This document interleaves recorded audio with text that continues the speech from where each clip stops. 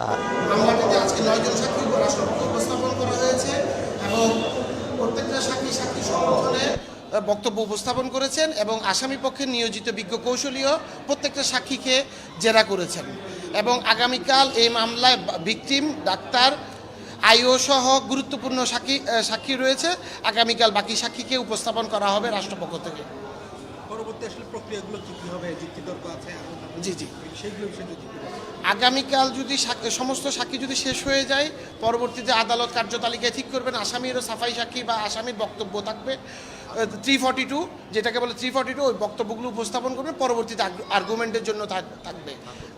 তারপরে আগে রাষ্ট্রপক্ষের সাক্ষী শেষ হওয়ার পরে আসামির কোনো যদি সাক্ষী প্রদান করতে চায় তাহলে উনি সাক্ষী প্রদান করতে পারেন। আমরা একটা বিষয় দেখি যে রামিসার যে ঘটনাটি সেটা কিন্তু খুব দ্রুত আসলে বিচার কাজটি সম্পন্ন হয়েছে।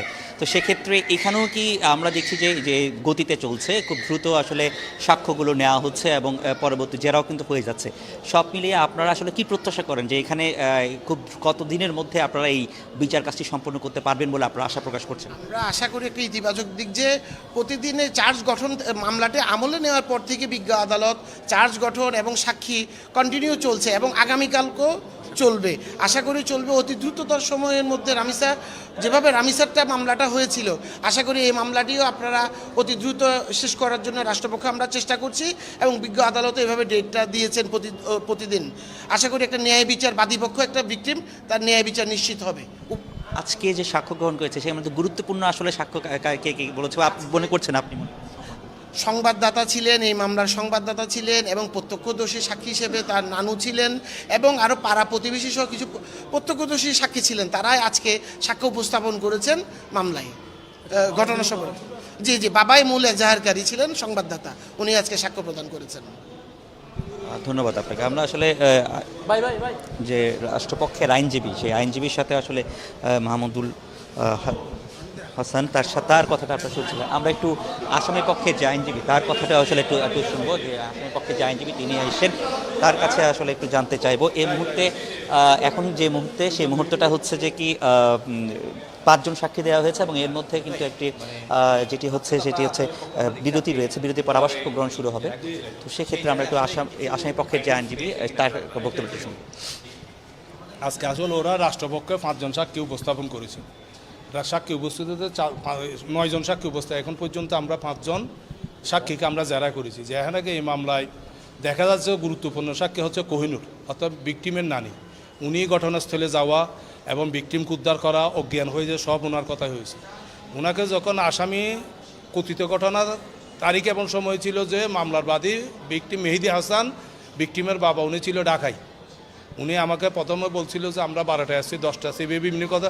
কোহিনুর বেগমের যে গুরুত্বপূর্ণ তথ্য দিল এখানে কিছু না, উনি রাত্রে 3টার সময় ঢাকা থেকে আসছে। যদি ঢাকা থেকে 3টার সময় আসে তাহলে মামলা ফাইলিং হচ্ছে যে 21/5/2026 21 তারিখের ঘটনা হইলে অর্থাৎ 22/5 অর্থাৎ 12টা মাসে। যদি 12টা বাসে উনি থানায় গিয়ে এজাহার দায়ের করে তাহলে উনি 3টায় কোত্থেকে আসলো? এটা একটা ইন্টারেস্টিং বিষয়। কেন কীভাবে আসলো? উনি সাক্ষীর ক্ষেত্রে আর কি অন্যান্য সাক্ষীরা সব শোনা সাক্ষী। এখানে অ্যাকচুয়ালি আইউটনেস যেটা আছে এখানে কেউ নেই, এখানে সবাই হিয়ারসি এভিডেন্স, যেটা আমরা শোনা সাক্ষী বলি। ওনারা তো ওনাদের আঙ্গুলের কথা যে কথাটা বলছে এটা অনেক সাক্ষীরা বলতেছে যে আমাকে ওখানে গিয়েছিল এবং কোহিনুর আক্তার নিজে বলছে যে আসামিকে উনি মারধর করে স্বীকার করাইছে। উনি প্রথমে স্বীকার করা নাই, যখন মারধর করছে আমি 2-3টা তাপ্পর দিয়েছি, উত্তেজিত জনক মারধর করছে, তখন উনি স্বীকার করছে তো আমি এই ঘটনা করছি। এক্ষেত্রে কি যে তদন্ত, যে আপনি কি মনে করছেন যে তদন্ত কার্যক্রম সেখানে কিছু ত্রুটি বিচ্যুটি কি রয়ে গেছে বলে তদন্ত কার্যক্রমের মধ্যে আমরা এখন বলতে পারছি আইউর একটা জেরার একটা বিষয় আছে।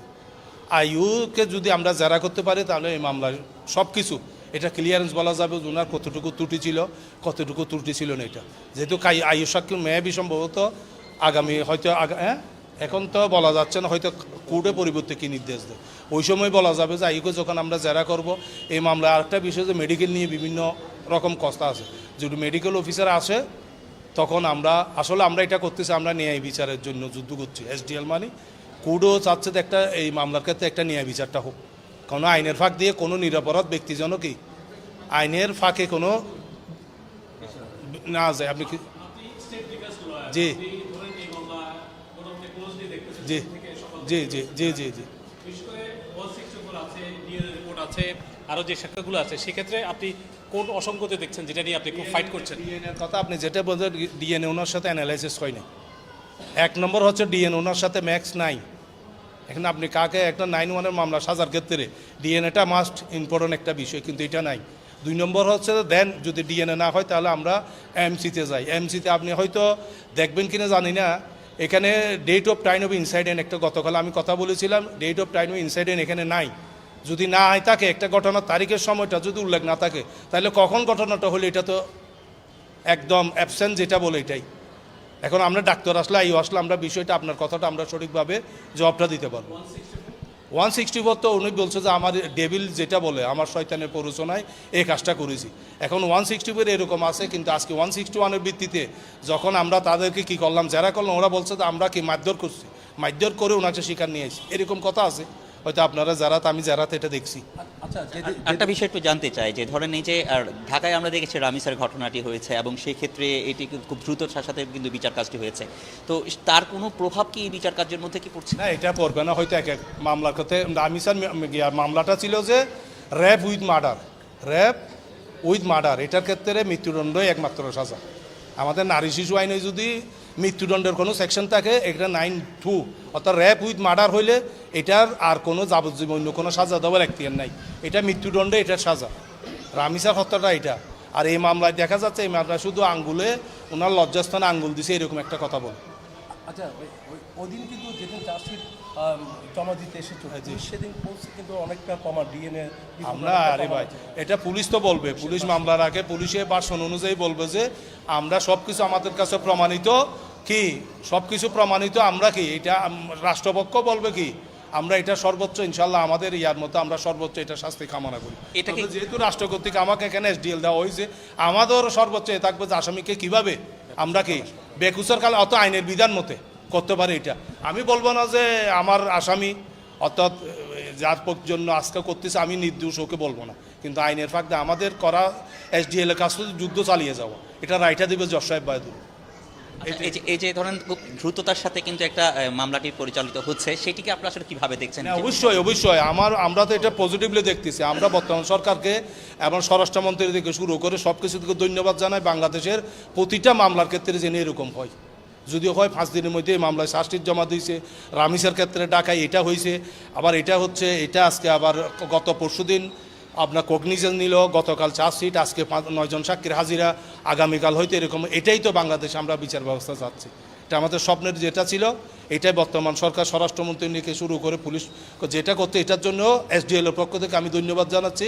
বাংলাদেশে প্রতিটা মামলার ক্ষেত্রে যেন এরকম হয়। আমার নাম হচ্ছে জিএম জাহাদ হোসেন। ধন্যবাদ আপনাকে।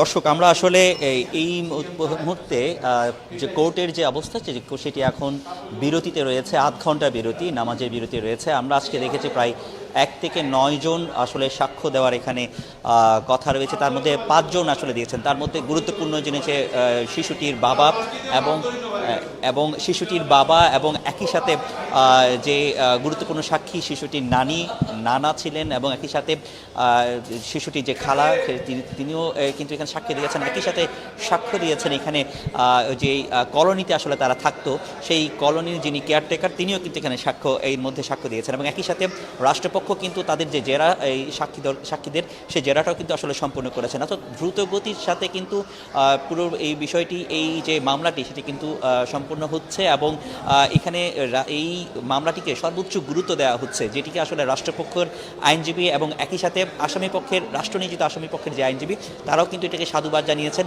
যে এই রকম যদি দ্রুত গতির মাধ্যমে সবগুলো কার্যক্রম, সবগুলো মামলাগুলো আসলে হয়, এই ধরনের যে ধর্ষণ ঘটনা বা নারী নির্যাতনের ঘটনা থেকে শুরু করে বিভিন্ন যে অপরাধগুলো ঘটছে, সেই অপরাধগুলো কিন্তু আর সংগঠিত হবে না। সেগুলো সংগঠিত হওয়ার ক্ষেত্রে অনেক ক্ষেত্রে যে শাস্তির যে বিধানটা যত তাড়াতাড়ি হয়, ন্যায় বিচারে যে যত তাড়াতাড়ি পায়, তাহলে এই শাস্তির বিধানটা যদি নিশ্চিত হয়, তাহলে এই ধরনের সহিংসতা ঘটনা বা অপরাধ ঘটনাগুলো কিন্তু আসলে কমে আসবে। তো এই ছিল এখানকার সবশেষ অবস্থা। আমরা পরবর্তীতে যখন আবার কার্যক্রম শুরু হবে, অর্থাৎ আদালতের যে কার্যক্রম, সেই কার্যক্রমটি 1:30 থেকে শুরু হবে। তখন থেকে আবার পরবর্তী 6 নম্বর যে সাক্ষী রয়েছেন তিনি সাক্ষ্য দিবেন। তার পরপরে আমরা আসলে জানাবো, পরবর্তী জানাতে পারবো যে আজকের কি অবস্থা এবং আগামীকালকে এটার কি সাক্ষ্য গ্রহণ চলবে কিনা সেই বিষয়ে। যদিও আমরা ইতিমধ্যেই জেনেছি যে আগামীকালও হয়তো এই ধারাবাহিকতা অব্যাহত থাকবে এবং যত দ্রুত সম্ভব এই মামলাটিকে শেষ করে, বিচার কাজ শেষ করে দ্রুত যে রায় দেওয়ার যে বিষয়টি, সেটি কিন্তু সম্পূর্ণ হওয়ার জন্য রাষ্ট্রপক্ষ থেকে বা বিচারিক যা কার্যক্রমে যারা সংশ্লিষ্ট আছেন সকলেই কিন্তু সেই প্রচেষ্টাটা চালাচ্ছেন। তো এই ছিল এখানকার সবশেষ অবস্থা।